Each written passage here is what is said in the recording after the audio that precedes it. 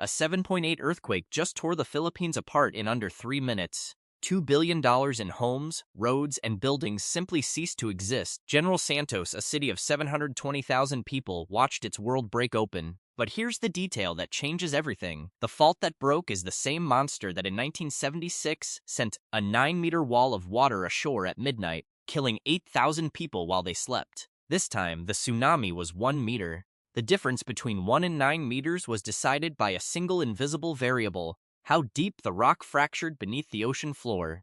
On Monday, June 8th at 7:37 a.m., children stood in schoolyard formations for flag-raising ceremonies. Teachers took attendance. Shopkeepers unlocked storefronts.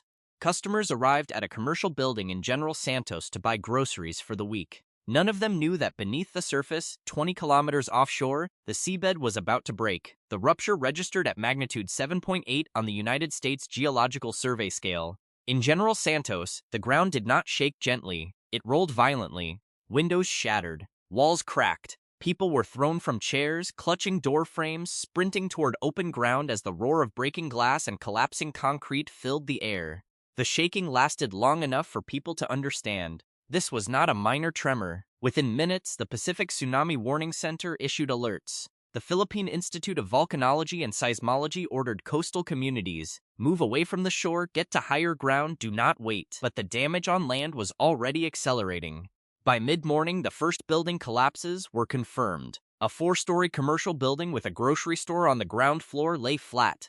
A restaurant beside a church became a surreal scene of twisted metal while the church's cross remained untouched. By afternoon, coastal warnings were lifted. The tsunami threat had lessened, but the ground refused to settle.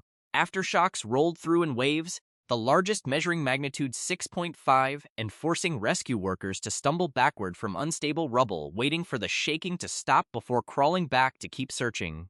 By Tuesday, the confirmed death toll had climbed past 40. More than 450 were injured. Roughly 2,000 homes were damaged or destroyed. The economic damage was measured in billions of dollars. The Philippines sits on the Pacific Ring of Fire, a massive loop of fault lines and volcanoes encircling the ocean. For Filipinos, earthquakes are not rare anomalies. They are part of geological reality. Every year brings seismic events and around 20 typhoons. The country is one of the most disaster-exposed nations on Earth. But the Cotabato Trench stands out as a specific threat. It runs along the southwestern edge of Mindanao, just offshore. It marks where one slab of Earth's crust is forced downward beneath another in a process called subduction. This is not an isolated feature.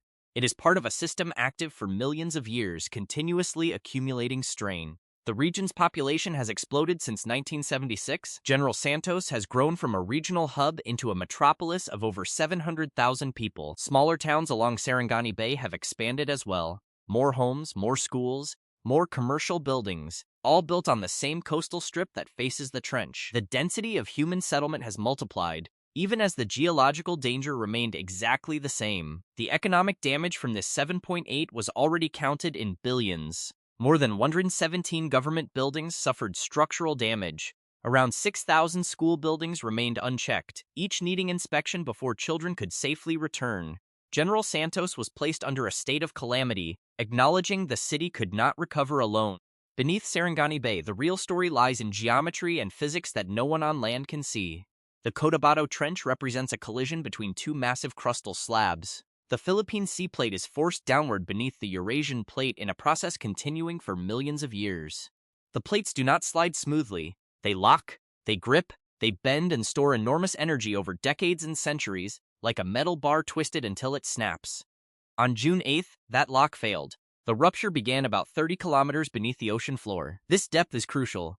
When an earthquake breaks deeper in the subduction zone, seafloor motion differs from shallower breaks. At 30 kilometers down, the upper plate moves upward but not dramatically.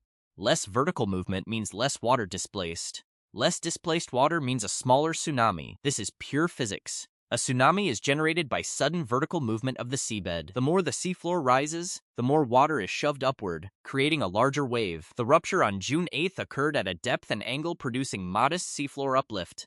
The result was a tsunami approximately 1 meter high. Compare this to 1976.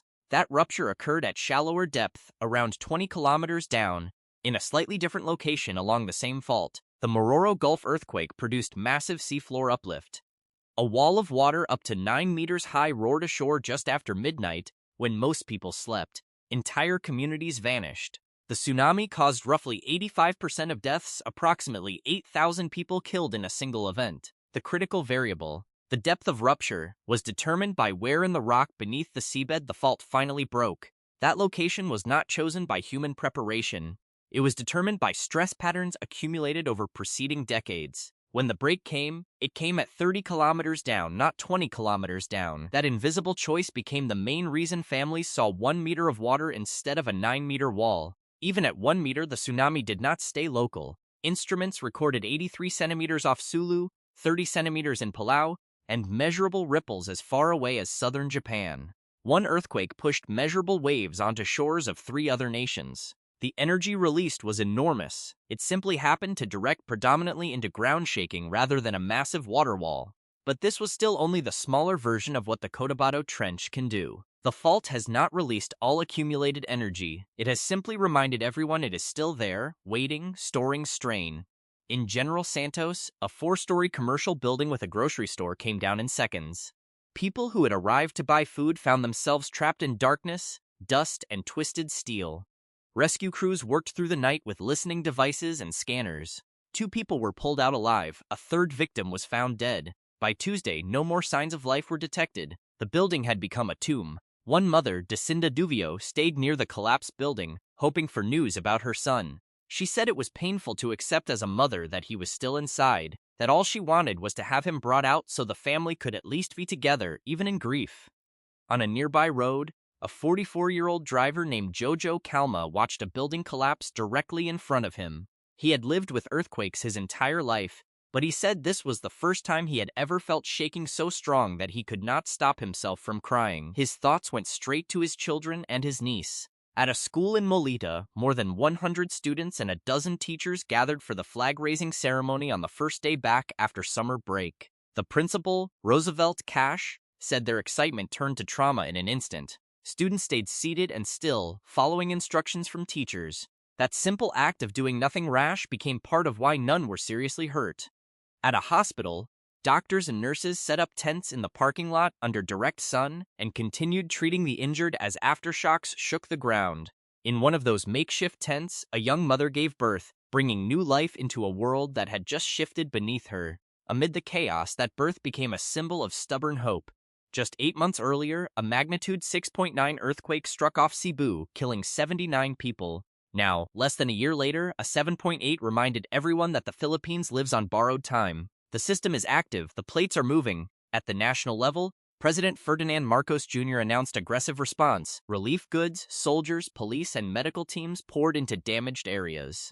The Philippines Institute of Volcanology and Seismology confirmed this was the strongest earthquake to strike the country that year. International agencies called it the most powerful since the 1976 Mororo Gulf disaster. But the real work is just beginning. Families who used to sleep under solid roofs now lie awake under tarps, listening for the next rumble. For coastal communities, the challenge is both practical and psychological. If the wave can arrive in 2 to 5 minutes, where do people run? For some families, a nearby hill exists. For others, there is no obvious high ground, just flat neighborhoods squeezed between sea and road. Survival may depend on practice. Community leaders are talking about regular tsunami drills. Children are learning that if shaking is strong and you are near the sea, you do not wait for a siren. You move. You run immediately. Somewhere offshore in darkness beneath the waves, the slab that broke on June 8th is settling into its new position. The Cotabato Trench sits exactly where it has always been, a permanent invisible presence off Mindanao's coast. It is not finished. 3 critical questions now hang in the air. How long will the aftershock sequence continue? And will any secondary ruptures occur at depths that generate larger tsunamis? Why is this seismic system accelerating, with major events in Cebu 8 months ago followed immediately by this 7.8, when previous intervals sometimes spanned decades? When the Cotabato Trench ruptures again at shallower depth, producing the 9-meter tsunami that 1976 demonstrated is possible, will the Philippines evacuate its 700,000 conked people in 2 to 5 minutes? Somewhere offshore, the plates are already moving again, slowly, silently, storing energy. When the seabed lurches next time, will the country still be caught off guard, or will it already be running for higher ground?